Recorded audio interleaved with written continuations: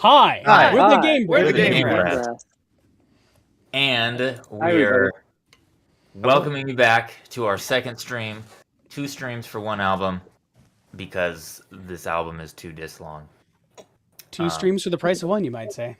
Yeah. Exactly. Price of 1 is free. So here we are to present to you the second half of our space journey live stream of Brass Effect, where we and a group of friends arranged 25 tracks from your favorite space games. And here we are again. So if you missed us before or somehow wound up in the wrong stream, we are we have released an album of arrangements of space tracks. And on this one, we brought on a lot of guest arrangers to help us out along the way. Leading to this massive 2-disc album of 2 hours of music. Anyway, we before this, you may have, if you joined us earlier, you were hearing the first disc, which we streamed last Friday, and we're gonna move right into the second disc. Or if you just bought the whole album as one digital bundle, it's actually track 13. But let's start off here with a track you just couldn't not put on a space album, Halo. And I'm not going to click the button just yet. I'm not clicking it. 2 things. 1, every track on this album, we've all decided had to be on the space album. So expect us to say that every time we introduce a track.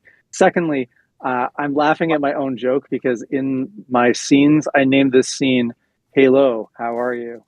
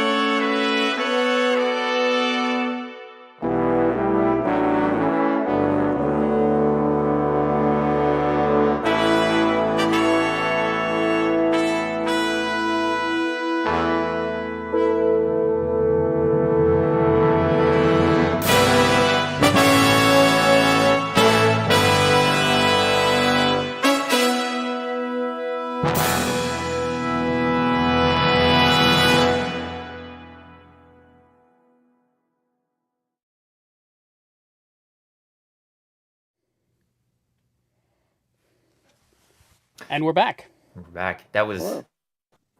our Halo arrangement. Various main themes from Halo. We could not have that on a space album. That's what we knew from the start. leave it out. But that was a big way to start. We had a lot of extra guests on that track. But we should probably introduce ourselves first. So we're the Game Brass. You're here. I'm Thomas Kresge, arranger and producer on this album and mix engineer. And we also have here with us John Robert Matz. I am trumpet number one. Mostly trumpet, sometimes flugelhorn, sometimes piccolo trumpet, other instruments, bass trumpet, always fun, etc., etc., etc. I arranged a few of these as well. Hey, I'm Robby Duguay. I play the second trumpet and occasionally the flugelhorn, which I really quite enjoy playing. I also arranged the Destiny track, which we get to hear in a little bit. Oh, this is me now. Hi, Yep, I'm this is Daniel you. Romberger. I am the trombonist of the Game Brass. I also play theremin and whistling and euphonium on a couple tracks. Actually, all the theremin ones were in the first disc, but the other ones are yet to come for this disc. And I arranged a few tracks on this disc as well as the previous disc as well. And hello, I'm Alex Hill, the tubist of Game Brass, and I arranged the Traveler's theme from Outer Wilds that we're going to hear coming up. I'm Rahul. I'm the resident hitter of things, and I arranged the Battle with Deoxys, which was on disc 1. Yeah, so Awesome. that was our I'm just going to say from the chat, I see that Levi says Chocobo is his favorite member of the Game Brass. Yeah. There's actually like what's the camera trick, the distance thing? That Chocobo is actually very big and far back. Yes. Not he's like huge. a tiny Chocobo close to the screen. It's massive. He's in the massive. background. Yeah. So we call ourselves the core members of the Game Brass. We show up a lot on the tracks. Our and other Raul two core here members joined us for a good portion of this album as our resident percussionist. But also on that Halo track, we like to bring in a lot of extra brass players. So we want to credit the rest of them. That included Matthew Gagliardo on trumpet, Alana Yee on horn. Joining us in a bit will be our main horn player of ours, JohnStacy. He's busy getting a doctorate's degree in music and is on his way home, but he'll be here later. We also have Danny Flam on horn and Allison Martin on trombone, Mitchell Frey on bass trombone. So we kicked it off with Halo, track that needed to be there. I seem to remember when we first started doing it, like, obviously you have the Halo, like, choral theme at the beginning, but you wrote, like, 4 different versions of it? Yeah, so... And you're like, which one? I knew how this the structure of the piece would go. And there's the really iconic opening theme that's normally just chant, a single line.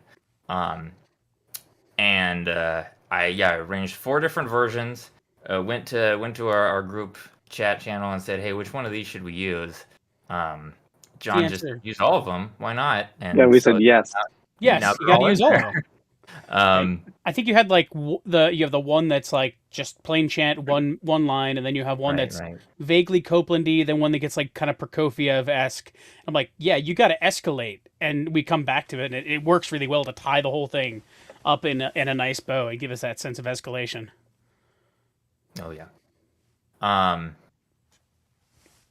So, we ready to go on?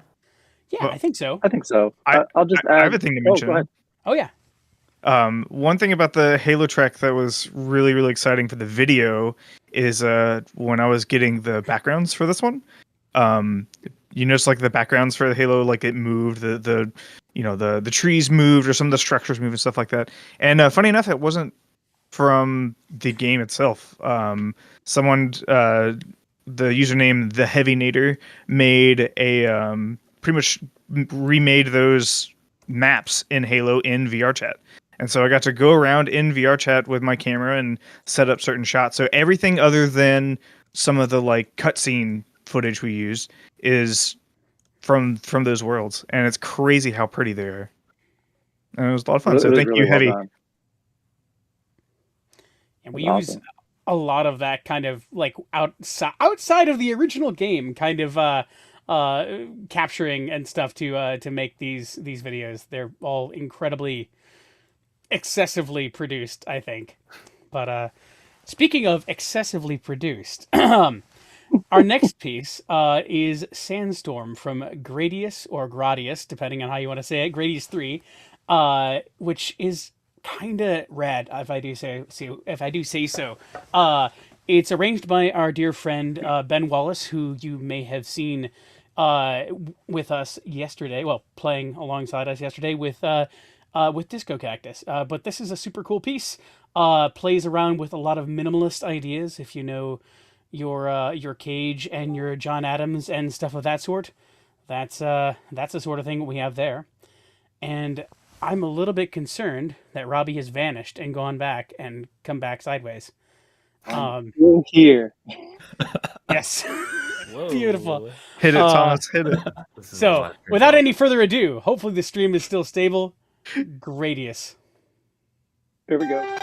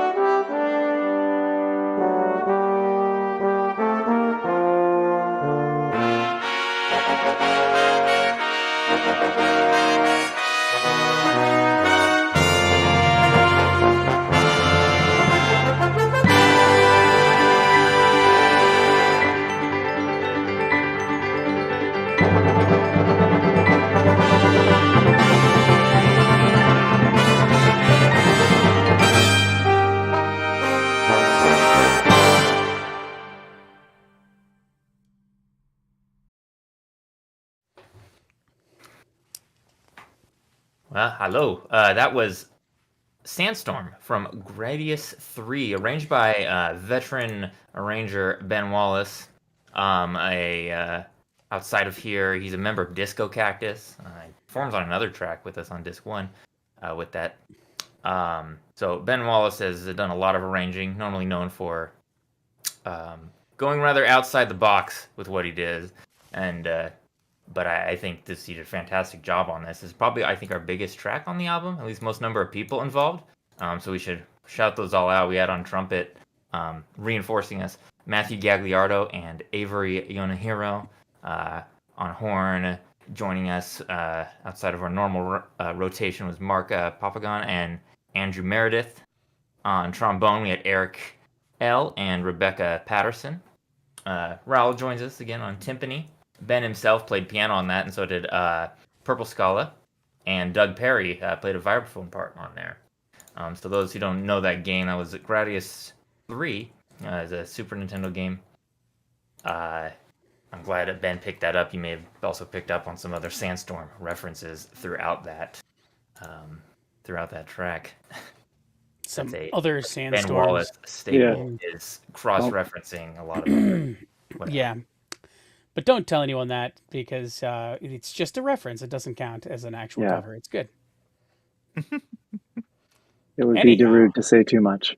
Yes, so, exactly. I mean, this is also a game that I wanted on the album, Gradius. There's a lot of games we wanted on the album. I'm glad I didn't have to arrange anything. I would have done a different track, but Ben came along and said, "Can we do this one?" And I said, "Great. I love that." Gradius. Great. Great. Yeah. Do we want to talk about the video? You might say you were. There's so much going on in there. There's a lot going on in there. I don't know what to say about it, though. Unfortunately. We're in space. Okay. Things blow up in space. Rocket-powered vibraphone. I love the vibraphone with the rocket ideas. thrusters on it. It's good. It's real good. Yeah, I like the scene of the ship going through the land, and there are brass players both above and below the ship. Yeah, So it's perfect for the gameplay. It is. For the shield. The opening just grabbed, like when you first showed off the opening and like syncing the animations from the game with us and like the particle effects and stuff like that going, it was this is fantastic. It's a good way to start. It's a really good way to start. But yeah, let's see here. Shall we plug our album here? You're hearing excerpts of Brass Effect, our new album, which is out now on pretty much every platform. It, along with all of the other albums that we have from the Game Brass, are up on our Bandcamp right now at a discount. And furthermore, if you are a person that likes to collect physical copies of things, albums and the like, if you pre-order our physical release, which is a 2-disc collector's edition, complete with like a substantial color booklet with liner notes, notes about the arrangers, comments about the pieces, and a foreword by our dear friend Grant Kirkhope, you can pick that up now, pre-order that now, and when you do so, you'll get one of our cool Brass Effect mission patches that you can see here. They're really very nice and very nicely made. We use them in every shot that we could. We made these great spacesuits for these things and had to feature them, so you can pick that up as well. We've also got a whole bunch of other cool stuff. We just announced we have a Brass Effect shirt that is available to buy, along with our other shirts and other things like our Game Brass patches, etc. So all that stuff is available on our Bandcamp merch page. You can get that there. It is thegamebrass.bandcamp.com, or you can click the hyper URL that got dropped in the chat here just a few minutes ago, and that will take you to everything. I hope you check it out. All those sales run until midnight tonight. If they happen to drift into tomorrow, who knows? Maybe they'll still be going, maybe they won't, but they're guaranteed to go till the end of tonight.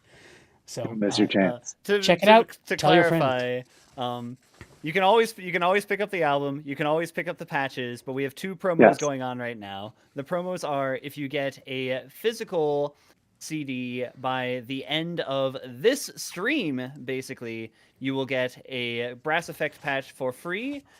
As well, if you're new to the channel and you like what you're hearing, maybe you picked up the album already, maybe you want to hear some of our other stuff, all of our albums aside from Brass Effect are on 15% off sale right now, so you can pick those up, and that sale will be ending when the stream ends. So Yes. Those are the two promos that we got going on right now, and hope you enjoy them. For now, speaking of Brass Effect music, let's go to Rosalina and the Observatory from Super Mario Galaxy. This was arranged for quintet by Allison Martin Trombone, and at the time when Allison arranged it, she was relatively inexperienced with arranging. She's just like, maybe I can do this a little bit, perhaps, possibly. And then she ended up coming out with this extremely creative, very well done, well thought out arrangement. There's like there are several textural shifts that happen midway through that surprise you. So she went above and beyond with this arrangement, and hope you enjoy. And I will just shout her out really quickly. She just released her own album on Bandcamp like a couple of days ago. So we lovingly refer to her as Allison Martin Trombone. Here's Rosalina and the Observatory.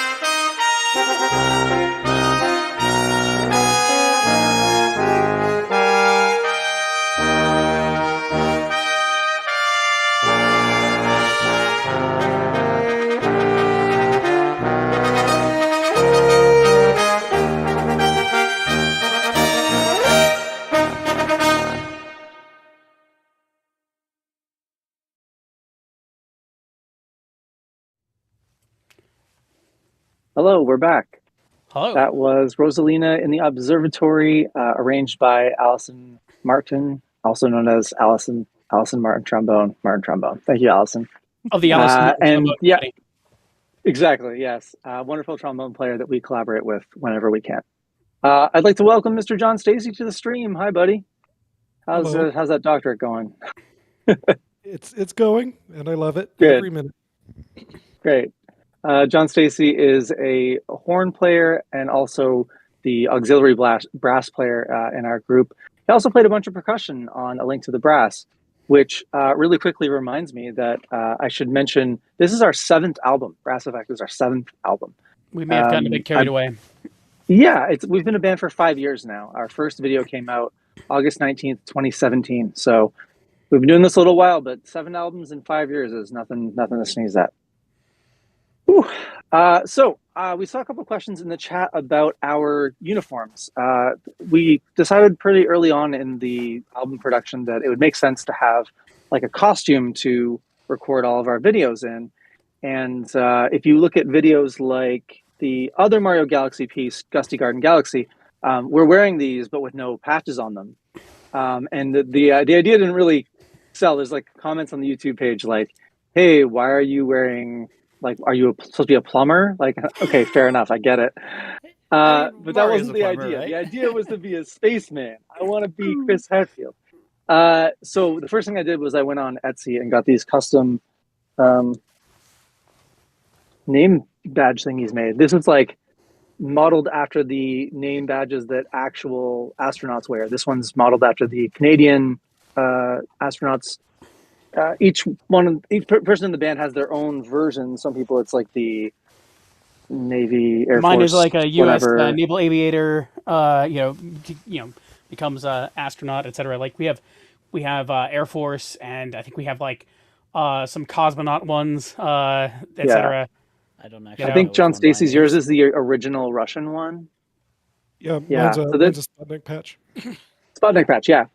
So anyway. So we got these and they came in fairly quickly. So then, we were able to get them onto our suits. But we had talked to, Scott Gamble, who did our album art, and Henry Faber, who designed our logo, talking to them about the design of the album and then the visuals and all this. This is well over a year ago now that we were talking about this. And so Henry designed these 2 patches for us, which we said, again, are available on our Bandcamp. This one was pretty easy to do because we already had the logo, throw it in a circle, all good to go. This one took a little bit more time to design because look at those cool horns how they come up out of the planet. Love that. It's like launching the bells out of the planet. Anyway, getting the patches actually produced took a lot longer than we wanted. I'm sure the supply chain issues of the day are no surprise to anyone watching this right now. So they all took quite a long time to come in. But once they finally did, we were able to throw together these wonderful uniforms. I'm really happy. So that is hopefully answers the question. Each of us has like an extra patch or 2. I've got this Final Fantasy fight magic summon item thing. And then we all have shoulder flags. Normally astronauts have like the flag of their country, but we each have a flag of a different game platform. So I'm PlayStation. Gamer flags. I'm sorry. Yeah. I believe Daniel has the Super Nintendo, et cetera, et cetera.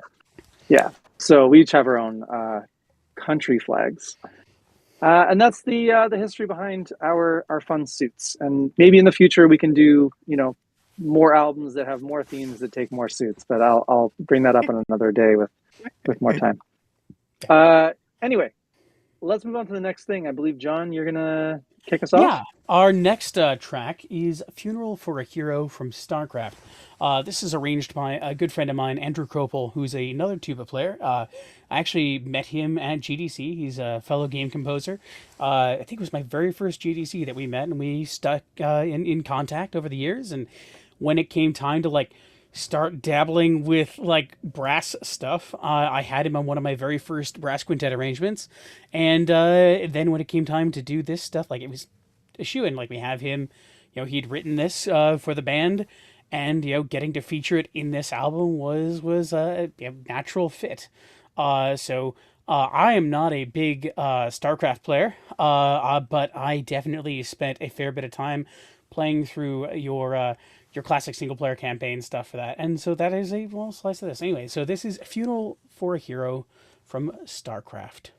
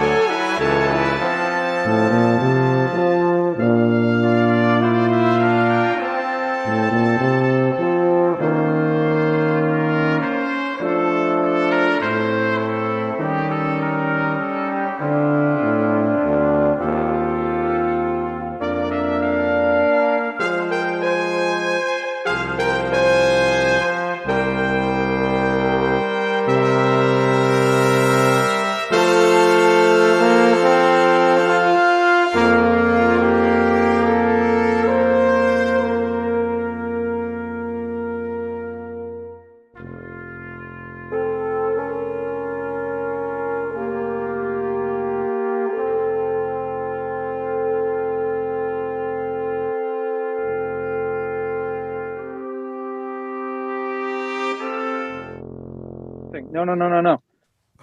I clicked the wrong thing. Hi. Hi. Hi. We're back, for real. Are we back now, Robby? Okay. Yeah, we're back. I clicked the wrong thing. Hi, everybody. But a preview of what's coming up. I see. Okay. It's fine. Spoilers. So that was Funeral for a Hero from StarCraft. Popular space game, I've heard. Arranged by Andrew Corporal for a brass quintet. I'm glad we actually had quintet stuff on here. Despite sometimes saying that we're just a brass quintet, we've had a whole lot of stuff where we're actually not a brass quintet and instead are a brass nonet or 16et or strings are there for some reason or whatever. But this robots are there.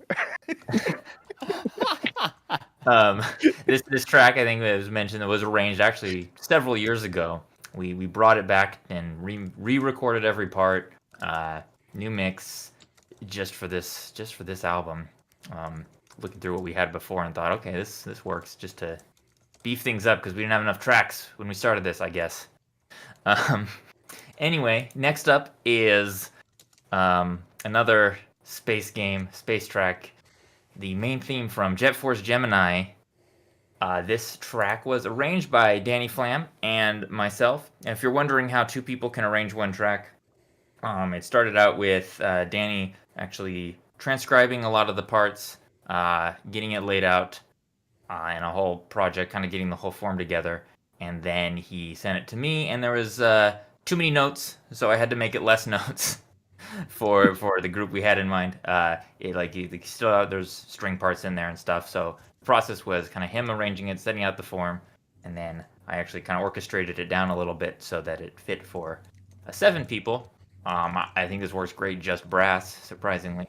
And then tacked on like an extra ending or whatever to tie the whole thing together. So that'll be Jet Force Gemini coming up here. I also want to shout out Allison Martin again, who keeps coming back to fill out our trombone section, and she's joining us on this next track. And so it will be Raul on snare drum and crash cymbals and bass drum. Here's Jet Force Gemini.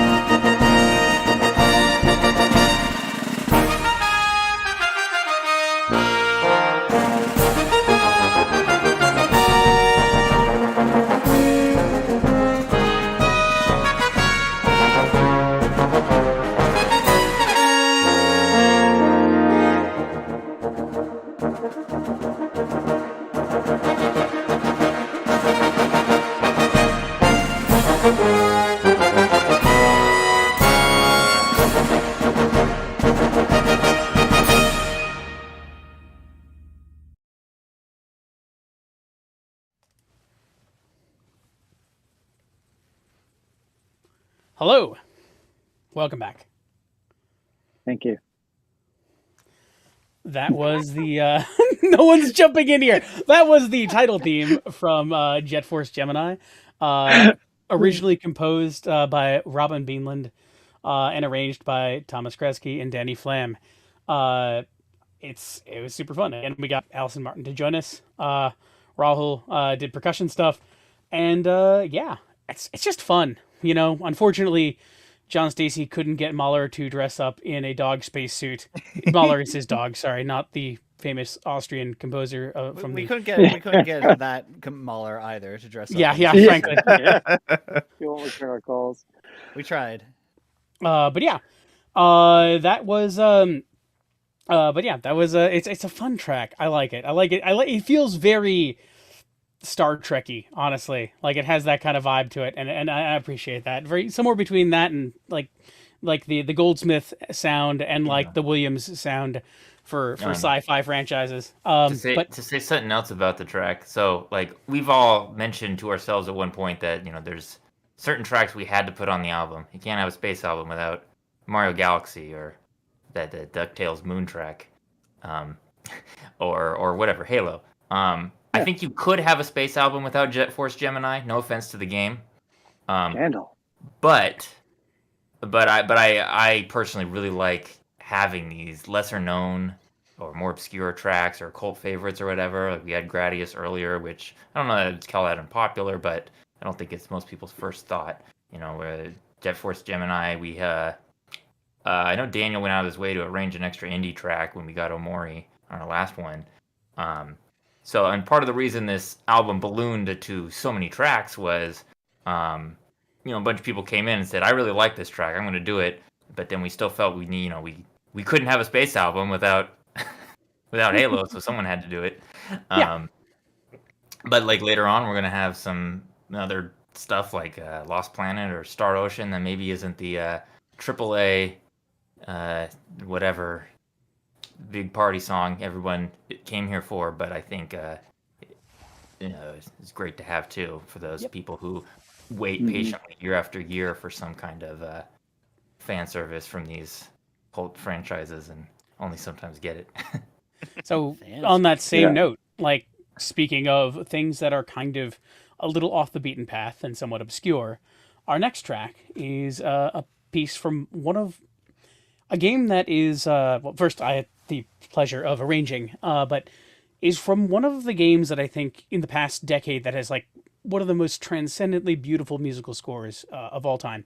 Jessica Curry wrote it, and it is really and truly transportative. A lot of people hold up things like Austin Wintory's Journey and things like that as being just these phenomenal musical expressions of what game music can be and what it can do, how it can move us. And I think that this is another fantastic example. The game is Everybody's Gone to the Rapture, and the track is Clouds and Starlight. And I'll talk about it a little bit more, but let's let you hear it first.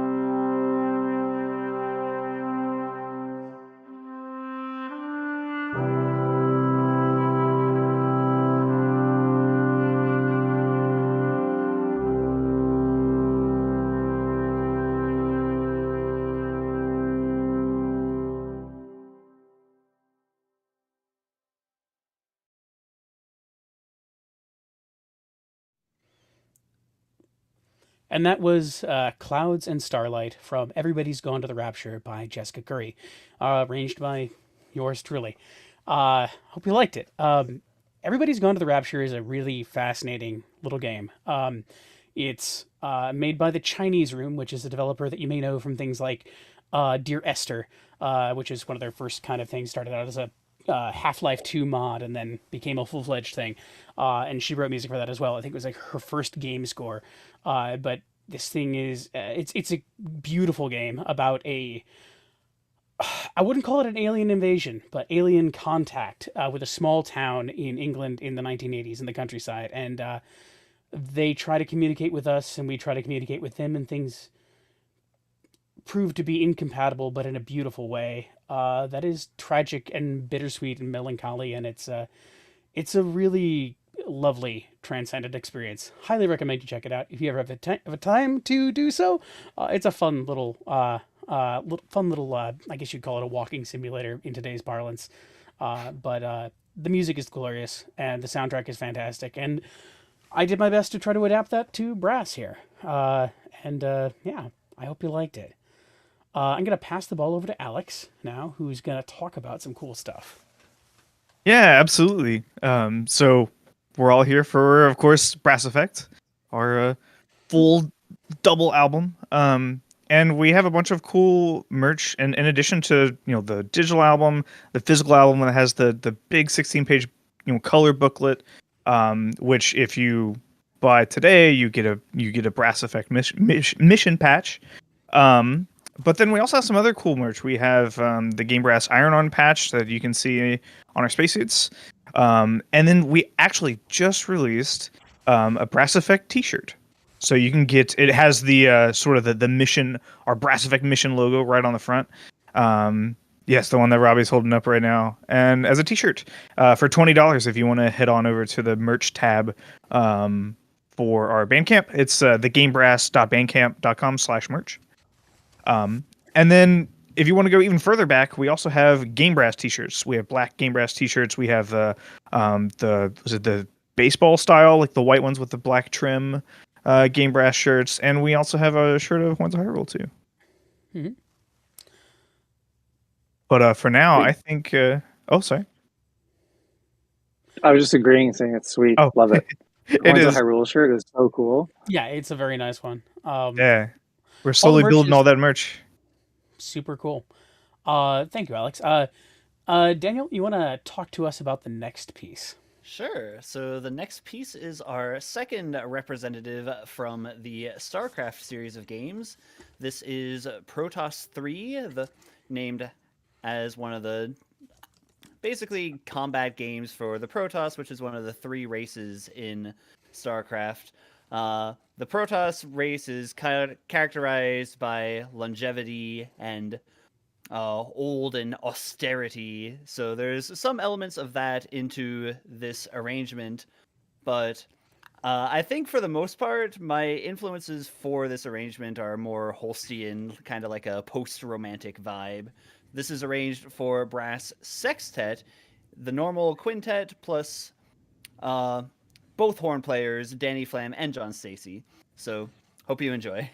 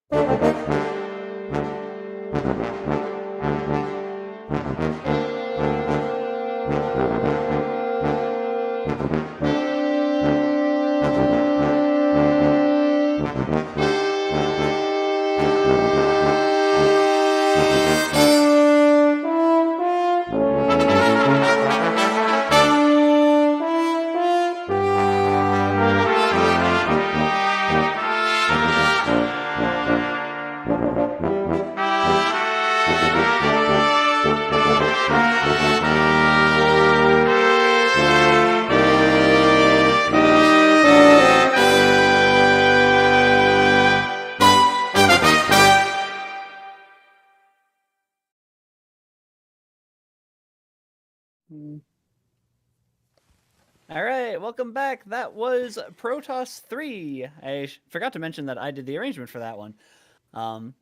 That is from StarCraft and features the core game brass sextet, if you will. 2 horns in that one.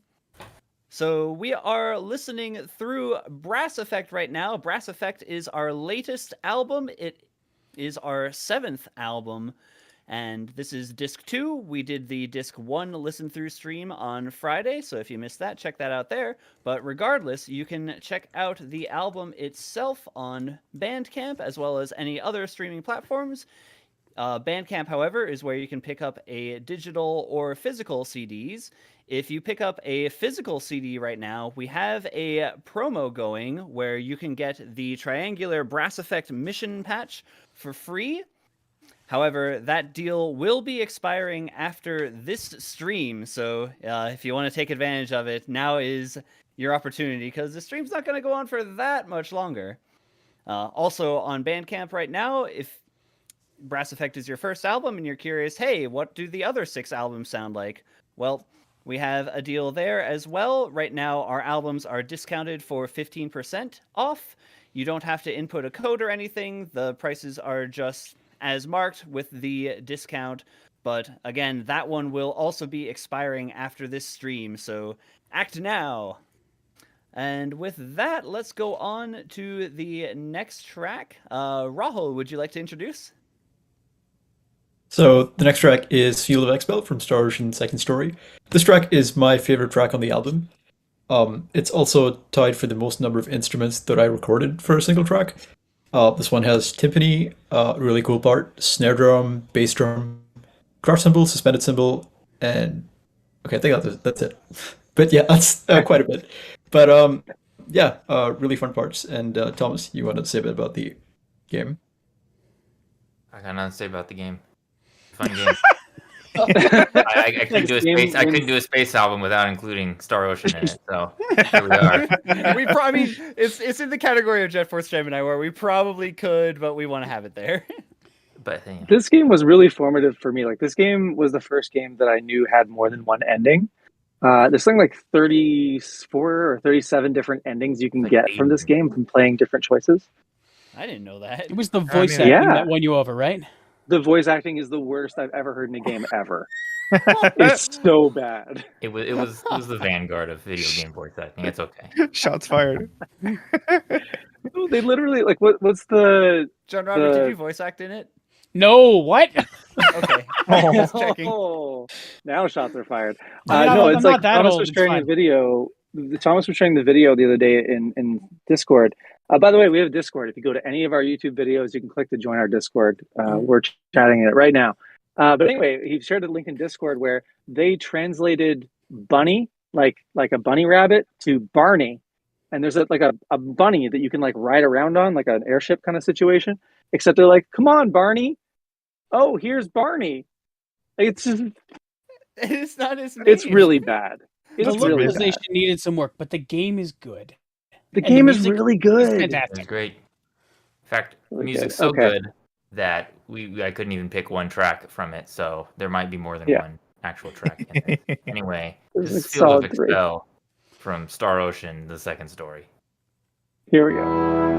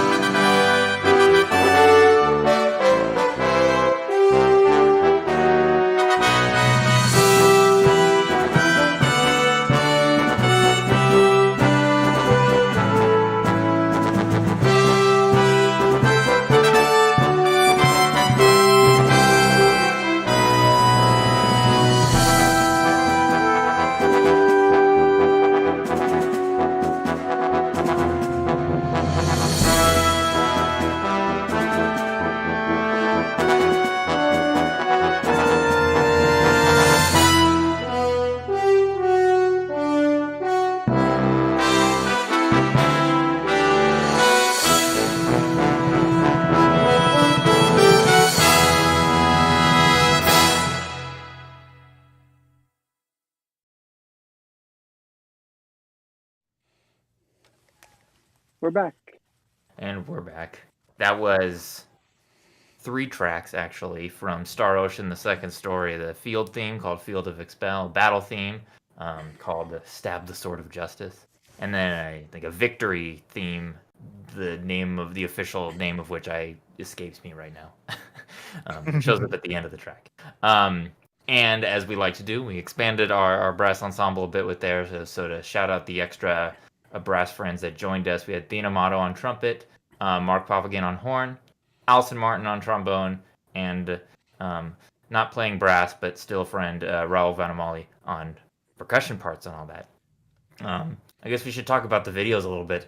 For There's sure. a lot going into these videos, especially that one. So the videos are actually a collaborative effort between a lot of us, Robby, Daniel, and Alex, and myself. Kind of take on different things. Alex has often gathered a lot of gameplay footage that we'll then use for backgrounds and just placing people in scenes and whatever. Daniel has actually done the initial edit on all of these videos, just cutting things and setting out the whole kind of layout, and it saves us a ton of time later on. And then Robby or I will kind of take the rest from there and put everything together. So in this one, I guess we'll get in. I want to get into like some of the things we do to make the video happen.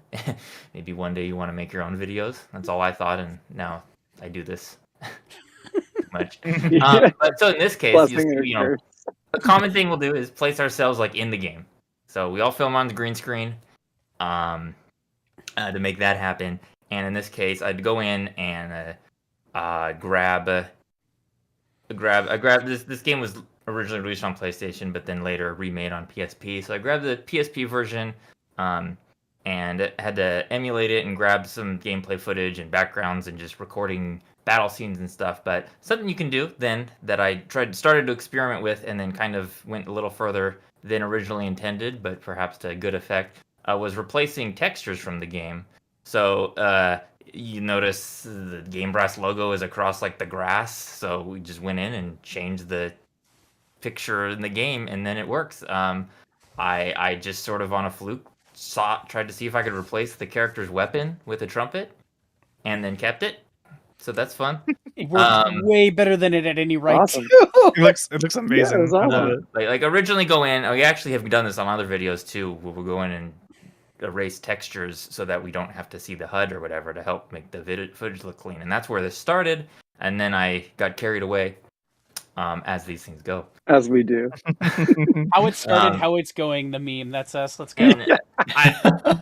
I always try to find as much as possible moments to present as many people as possible. Everyone bothered to record, so I want to try to use as much as that footage. So we'll try to place them in the scene. There's a lot of, if you know, I guess, about video, maybe some of this will sound familiar, but there's like actual 3D tracking that has to happen.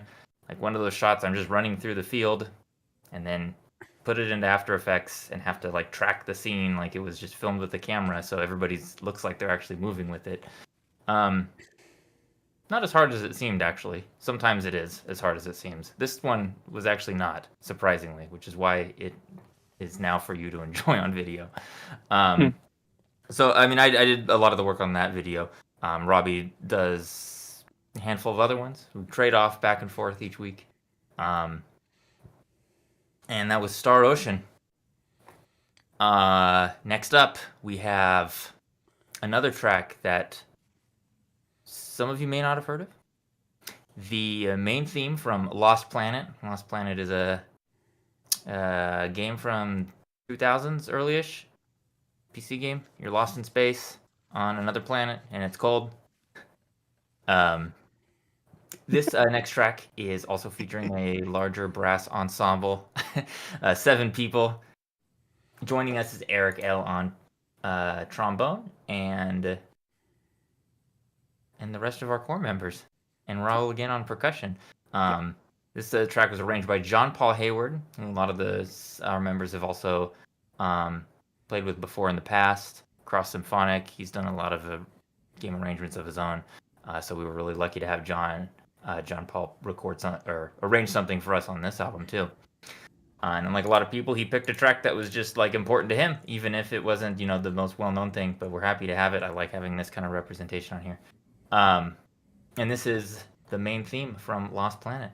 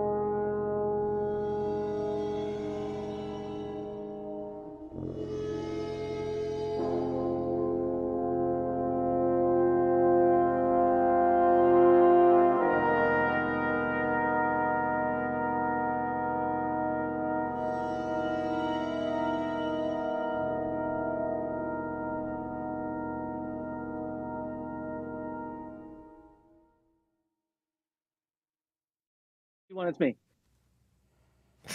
There we go. That was the theme from Lost Planet, arranged by John Paul Hayward. Thank you again, John Paul. Always love working with you.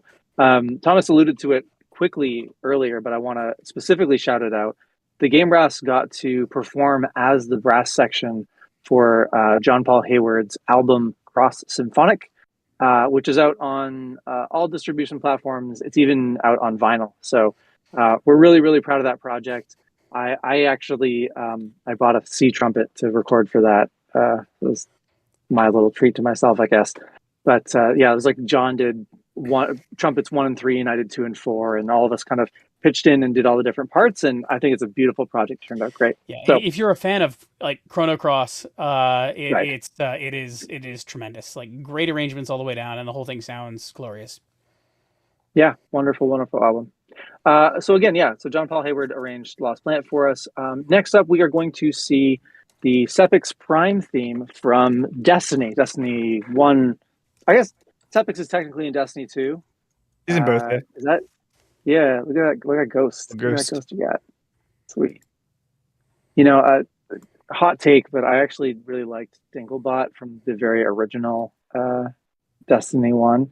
I think it was the fault of the script. It was. Dinklebot. That wizard came from the moon. Anyway. Dinklebot. He actually says yeah, that. so, This little thing I have actually says that line too. yes. It's dead. It has the batteries are dead, but yeah, no. You gotta I turn it on them. for everyone. It's so funny. Best worst line in the game. I love it. Yeah. Destiny is so much fun, and Destiny 2 as well. Anyway, so this was one of the ones where we knew we had to have it on the album. Like, if you're doing a space album, you've got to have Halo. Well, you got to have Destiny as well. And I've spent a lot of time listening to the original Destiny soundtrack. I have the album on iTunes, and I like listening through and all the different things. There were a few tracks that were in the running for me to pick. There was like the main Guardian theme, which I kind of quote in the beginning of this arrangement. And then there's Suffix Prime, which we eventually did do. There is the Dust Giants thing, which is essentially like a orchestral instruments playing essentially heavy metal rhythms and harmonies, which is really cool. And then there was the Last Array, I think is the name of it. It's the mission where you're going to the what's it called? Satellite dishes. But anyway, so we knew we had to have this on here. And when I was talking about it, Ro Panaganti, who is also a performer on this track, showed me the version that was used in Destiny 2, which I hadn't heard yet at the time, which is basically like a metal guitars version of the same track. So I was like, what if we kind of bridge, like, let's split the difference. Let's take the cool, heavy orchestral version of Destiny 1 and the cool, heavy metal version of Destiny 2 and marry them and do a cool game brass / Ro Panaganti arrangement version of it. So without further ado, I'd like you to hear our take on Suffix Prime from Destiny. Here we go.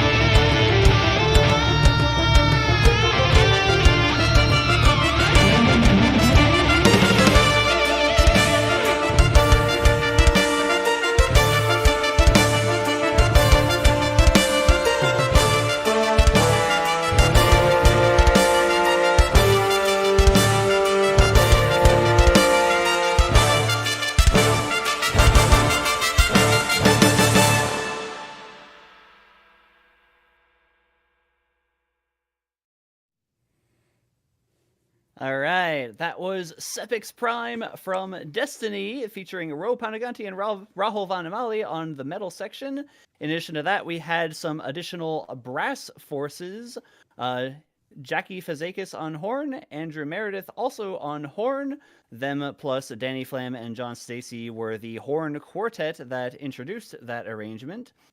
And then again, Ro Panaganti on guitar and bass guitar, and Rahul Vanamali on drum set to bolster our heavy metal section, though we all know that brass is in fact the heaviest metals.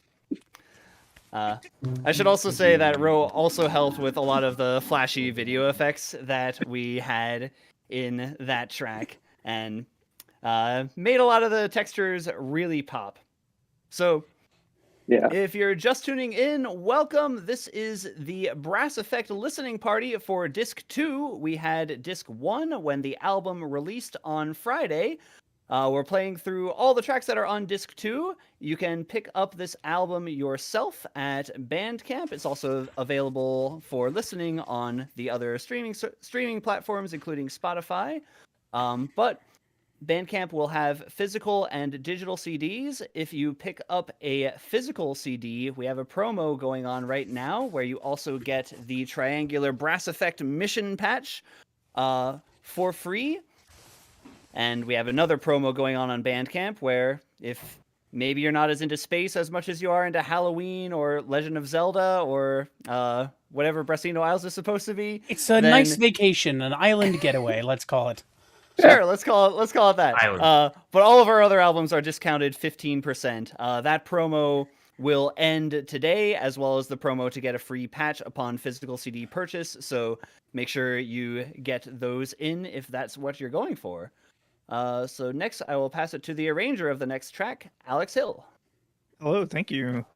And before I move on to our next track, one funny tidbit of the Destiny 2 filming is that when we were getting ready to film the video, it was right around the time where Destiny 2 had just released their big expansion, Witch Queen, and it was perfect because as soon as they launched this expansion, there was a shiny new emote in the Destiny 2 store, and it was the one you saw in the video of the people with the brass instruments, where it's just doing the ska, like what's it called, the suicide lines or whatnot, and it was awesome. And so I saw that and I was like, I'm buying this for the video right now. And I got my friends who helped me film with that, Way, Vortex, and Sora, who helped me fill out my fire team to get that. But thank you, Bungie, for having a brass emote for the day we needed to film this. This was great. Yeah. Yeah, we were saying earlier, it's the one video game that has a brass instrument in it without mods. Yeah. Native brass instruments, Destiny 2. You never would have guessed it. Totally. But our next track is one that is near and dear. The game is near and dear to my heart. It is Travelers from Outer Wilds. I'm going to talk more about it afterwards, but please enjoy this track, and please, if you haven't, play this game, especially if you love music, story game, space game, environmental storytelling. Just don't go watch videos on it. If you like those things, don't look it up. Just go play it. I promise you it'll be amazing. But for now, let's take a listen to the Traveler's theme from Outer Wilds. Yeah. World premiere.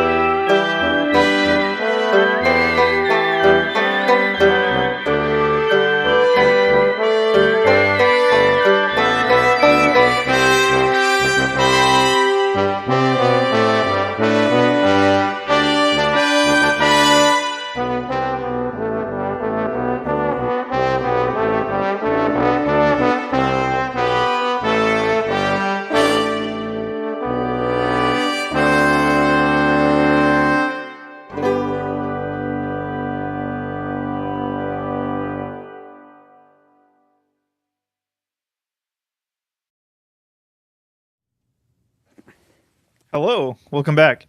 That was Traveler's Theme from Outer Wilds, originally composed by Andrew Parlov and Thomas Kresge produced and mixed it. And then we had, of course, Robby on trumpet, Danny Flam, and Daniel Romberger on horn and trombone, respectively. And Daniel Romberger whistled with us. And then I played tuba and arranged it. And then my very near and dear friend Ian Martin played banjo with us. I was so happy to get Ian on this. Ian is a fantastic multi-instrumentalist and can sing and is wonderful, and actually is the person who got me into the video game music scene in the first place. So thank you. Yeah, Ian. Wouldn't be here without you. Hey, Ian. Yeah. Woo. This track was super fun. I cheated a little bit because it's not just the Traveler's Theme. I wanted the arrangement to be very like simple, but also represent the cycle nature that it has for within the game, and like you think of cycle of seasons, stuff like that. But it does something like that in the game as well. So it starts off very small. It has a point where everything like builds up, and then it all resets, and then we get to meet all of our individual travelers and all of our wonderful outfits. And that's probably my favorite thing is everyone's outfits for this track. Oh man. Tell us what you were wearing, Robby. What wasn't I wearing? I had many scarves. I was wearing literally a vacuum, a baby carrier, and 4-bell. Yeah. I think I had some steampunky aviator goggles going on. At least 2 belts, like one sword frog baldric going on, and like 4 FN Foul magazine pouches that I got at an army surplus store. I think it works. It's just hodgepodge, right? We're Hearthians. It's fine. Yeah. I was wearing the mixing bowl as a hat for there, and it was actually extremely problematic because in order for it to stay in place on my head, I had to first spend several minutes configuring it so that it would sit a particular way, and then continue to play trombone. This was one of the few videos where I wasn't actually playing trombone and was just miming it for the video, but I had to keep my head in the exact same position the entire time while getting that to work, and then I also had to take the mute in and take it off while still keeping the bowl on my head in that position. It looked like it was cute and fun and fine, but it actually took several takes. Yeah, and the oven mitts were a nice touch. I always think of you're Trombone. How do you type with boxing gloves on? But you played trombone with oven mitts on. I thought that would be the harder part. You don't have valves. It's fine. Just it's fine. You can do that. It's okay. Thanks, Rahul. For your, yeah. Trombone. Let's go. Trombone. Amazing. Beautiful. Oh man. Why don't we hand it over to our next arranger? Stacey. Hello. Hi, John. So, one of the common threads with a lot of these is, the things you have to have on the album. And, one of the original Nintendo IPs that really was popular was, Metroid. And so it's like, all right, well, let's do a track for Metroid. And then a joke was made, a suite from Metroid. And I kind of have the sense of humor of a brick. So anytime somebody jokes like that, I'm just like, okay, well, let's do a suite from Metroid, sure. So was it really a joke though? I mean, we joke about a lot of things and they're all just kind of like, this would be a lot of work. We should absolutely not do this. So yeah, the common joke is that, not even a joke, we don't do things in half measures. Someone will say hey, why don't we do an album of space themes, and then we'll do a double album that's 2 hours long. Welcome to our stream. Sorry, John, go ahead. So you took him seriously and you made a suite.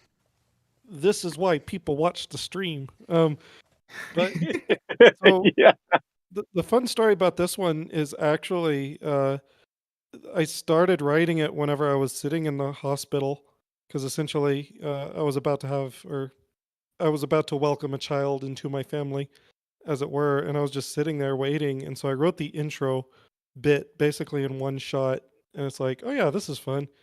And then did the other things, and it's like, all right, so what should we include? And it's like, well, let's do something from each game: Metroid 1, Metroid 2, Super Metroid, and Prime. And those are the only Metroid games that exist. Maybe. But basically, it's like the idea was adding one in and then transitioning together, kind of in a thing. And then because life kind of got in the way, I had to give some of my sketches. And so, more or less, what happened is Thomas co-arranged this, and there were some bits where I had a piano sketch or I had just a lead sheet bit, and then he orchestrated it out. And there's one section that he added.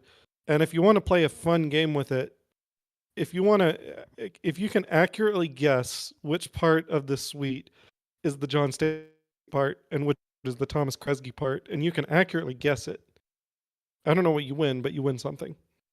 You win something. Well, actually, can I elaborate a little bit on that? Because the contributions on this track are actually kind of complicated. So, right, but like, the whole structure is basically John's. How much or little I added to change movement to movement, just based on what was complete. But like when it was done, we had 6 brass parts, and then when the thing needs something more in the form of some kind of percussion, and being Metroid and the nature of it, we wanted to go like a synthy sampled percussion route and stuff like that. And so that first got tossed onto John Roberts' lap to work out. So he kind of laid out most of that, and then it went back to me to add a few more things in or mix it all together. So there's like really 3 arrangers on this track between John and the other John and myself. It was a lot of fun to do. I mean, like John at first, like JohnStacy's arrangement was fantastic, but I'm just like listening to it. I just kept thinking like, oh man, what if we leaned into this kind of like vintage sci-fi sound and went with very retro like synth sounds, the kind of stuff you get in, I don't know, like the Alien movies or something like that. Like let's lean into this like old school sound and sort of get that sound to mix with the brass stuff that is already very ominous. I mean, Metroid is practically a horror thing at times. And so like let's do all that and see what we can do. And so I made a bunch of stems of ideas, and some of them were like fully fleshed out. Some of them were like very much not mixed entirely, and sending stuff over like to Thomas to do the final pass, and kind of went back and forth and ironed everything out. And so what you hear at the end is JohnStacy writing all these glorious parts, and Thomas and I like massaging a synthetic backdrop to enhance the experience and hopefully your dread. I will add quickly. Thank you. Yeah, thank you for catching my dumb joke. I'll add quickly that all of us here at the table are all composers and arrangers on our own, and obviously recordists on our instruments individually. But Thomas's job professionally is, as well as a composer, also as an orchestrator. And being the producer of the game brass, we find it very easy to lean on him and say, hey, this idea is 93% of the way there. Please use your powers of orchestration for good. And he just magically ties all the strings together. So carries it off. Then it goes from 93% to 110%. Exactly. That's how we do it. Yeah. So shout out to Thomas. Yeah. I will say as well with this one, and I believe that it's a shared sentiment about among all of us, that this was one of the most difficult tracks on the album to record, not just because of its length, but because the parts are extremely demanding. So to go from the Metroid dreadful experience of just like going take after take after take, trying to get this part to sound exactly perfect, and then to go from that to hearing it all come together and start to realize what the parts sound like when there are live instruments that are playing with you in the same world and in the same universe per se, it was extremely transformative, and this turned into like one of my favorite tracks on the album. It's very good. Also, I got to play Euphonium. Metroid dreadful experience. No. Wow, just it definitely. Sorry, it definitely wins the award for most improved on the album, because JohnStacy had the vision for this track from the beginning. He got it. He's like, guys, just record your parts. It's gonna be fine. Exactly. And I'm sitting there like, I do not understand what I'm doing right now. And then I hear the rough mix, and it's like, I just like, I get it. Like, and there was a whole section with like mixed meter and weird stuff that was like I was hearing it. I'm like this is cool, but what if it had like the sound of like mechanical, like we're like ticking ahead percussively as all this stuff is unwinding, and like I'm hearing like it's like the part that John didn't write. I can just hear it in my head, and I think that was like the big thing that drove me to like pitch this synth angle. Like, what if we did this? And suddenly, like that whole section just, no pun intended, clicks. Now, so we should stop talking and come back to it afterwards, and you can hear this. I'm sure John has more to say as well. Not that much, actually. I have a tendency, whenever I'm let to go free, to do, I guess you can call it too heady, where it's like very academic and very like calculated like that. And you can say it, you're too highfalutin. Yeah, I got it. Well, it's like it ends up being kind of devoid of musical character, and it's just like very academic, like very. It's hard to describe. I tried to avoid that, but there is one bit where it is a 12-tone arrangement. So if you are familiar with 20th century theory and just the whole tone matrix, thing, I managed to do an arrangement of Metroid in the form of a series of tone rows.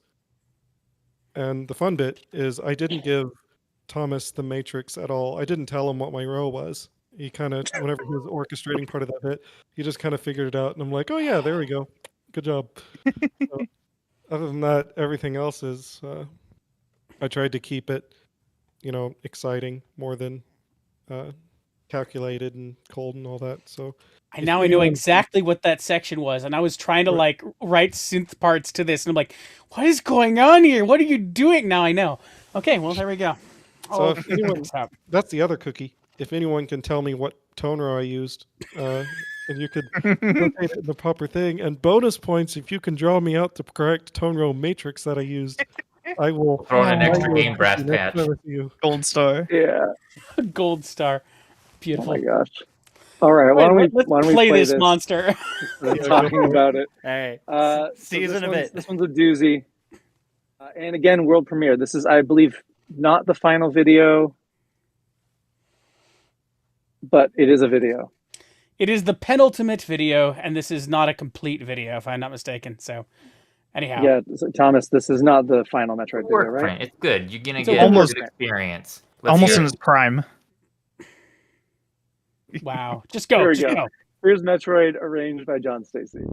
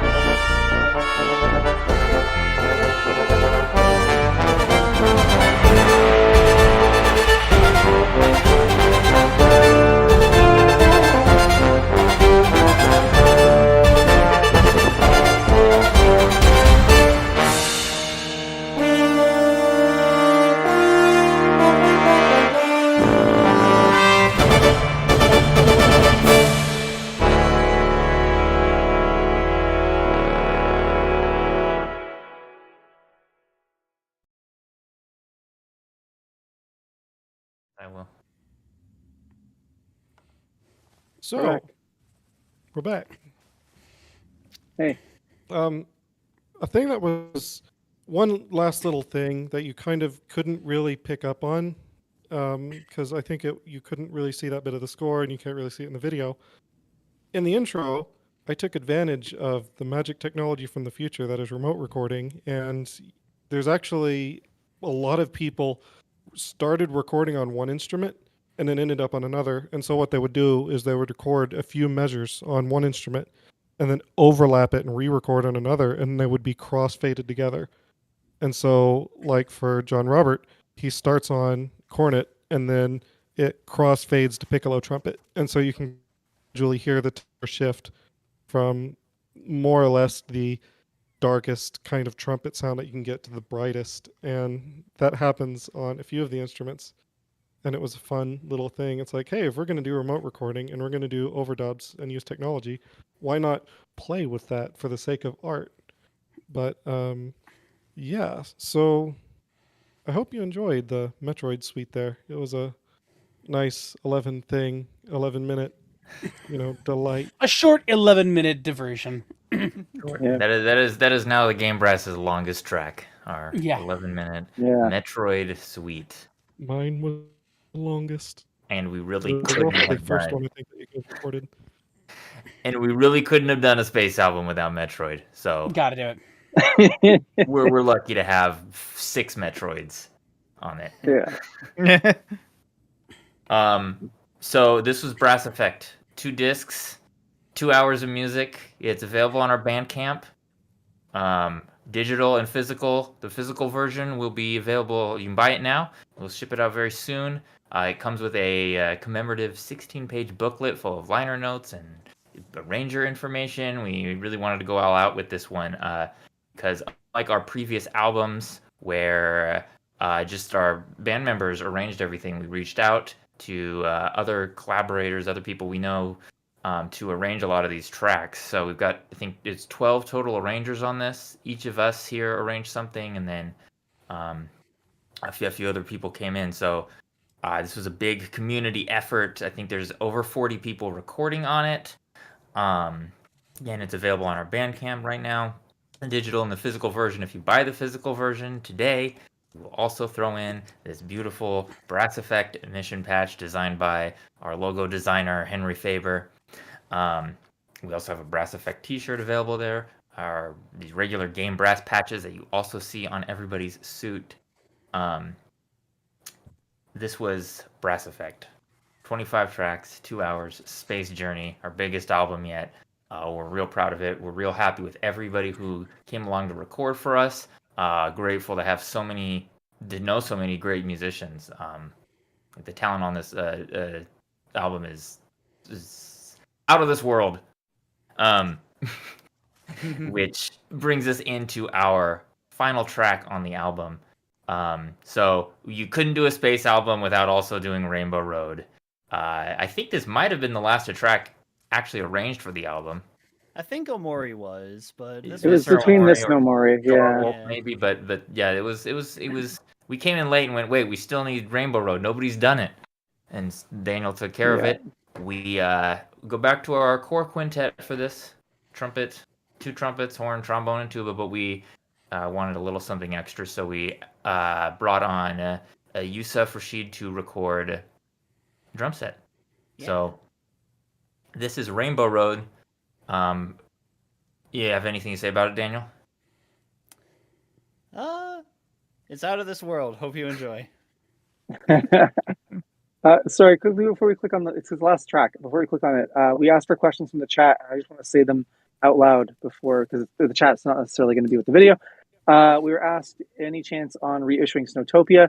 That's definitely something we're interested in doing. It's been, in our, we have a list of albums we want to make, and redoing Snowtopia is on that list. But we can't put a timeline on it at this point. It won't be this year. No, it's certainly not.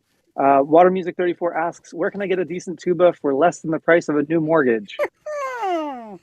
We don't have a good answer for you. I'm so sorry. Yeah. Tubas are expensive. Every now and then you can see used instruments on sites like Kijiji or Craigslist, and they're of potentially questionable quality, but that's a possibility. Another thing to look into is high schools, because high schools, depending on their music budget, will get new instruments, and sometimes they don't want to really necessarily use the old ones anymore. So perhaps they give them to community members, or perhaps they are looking to sell them in some cases. Yeah, tragically, sometimes you get schools that their departments shut down, and they are selling off stuff, and that may be a place you can pick one up. It's not the greatest, saddest, best way to do it, but, sometimes. That's how I got my French horn, and it's not a very good French horn. Anyway. For tubas, for tubas especially, I recommend looking at the Horn Guys and Baltimore Brass, and sometimes DannyMusic has some used tubas as well. But the Horn Guys and Baltimore Brass are the two I would recommend for looking at for used tubas. Yeah, it'd be nice to have. It'd be nice to have instruments that are not of a quality that is suspicious. Yeah. And on that note, here is Rainbow Road.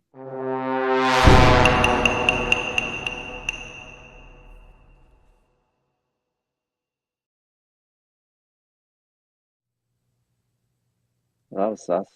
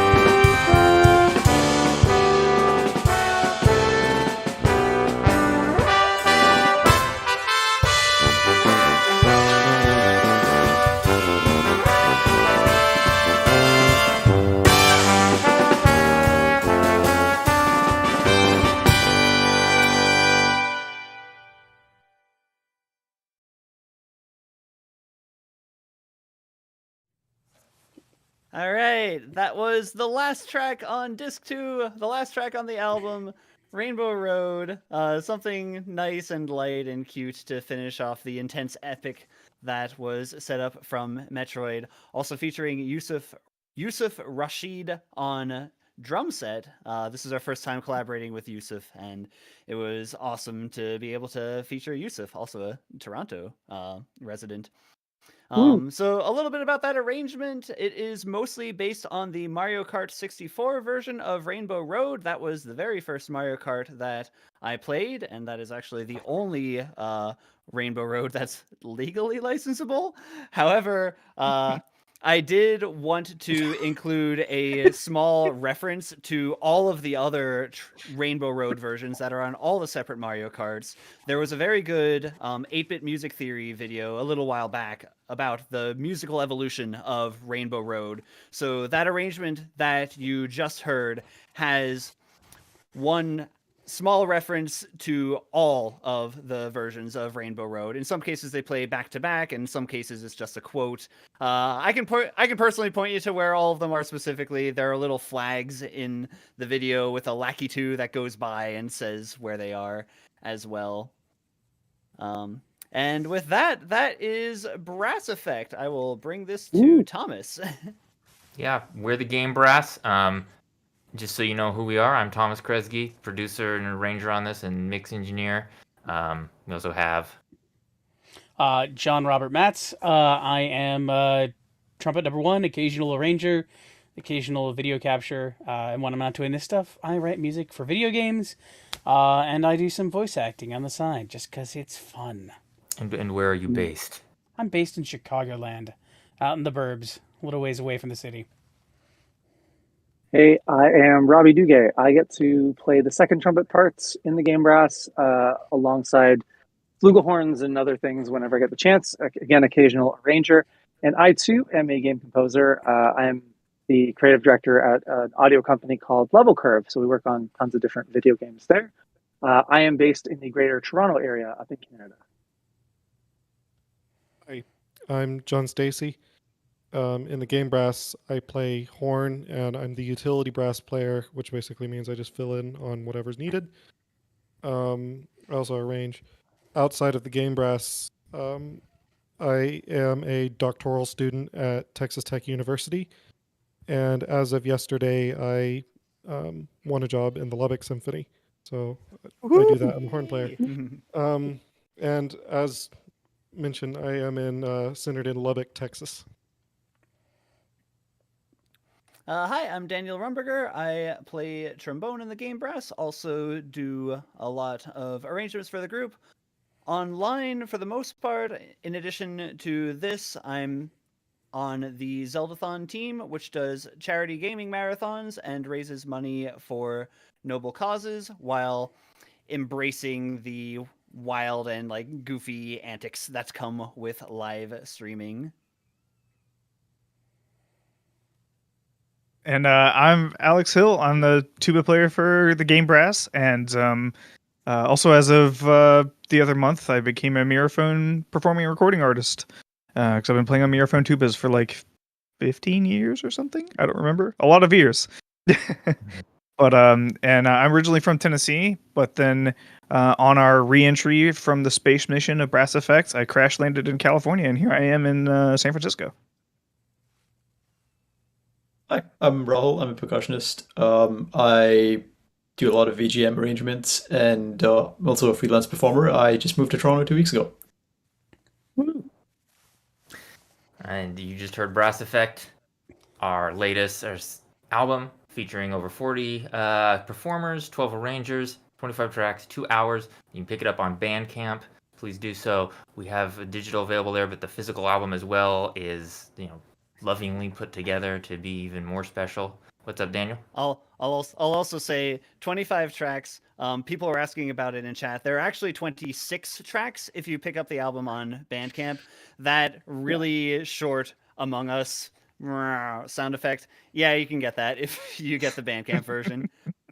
Perfect for those ringtones, track. when you need to set up a unfortunate caller. It's good. It's a good time.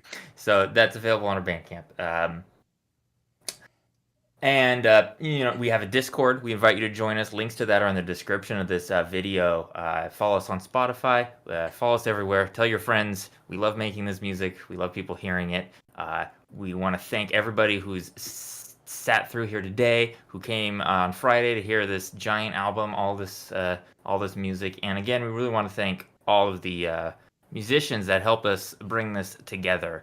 So we hope you'll stay around for a few more minutes as we roll the credits.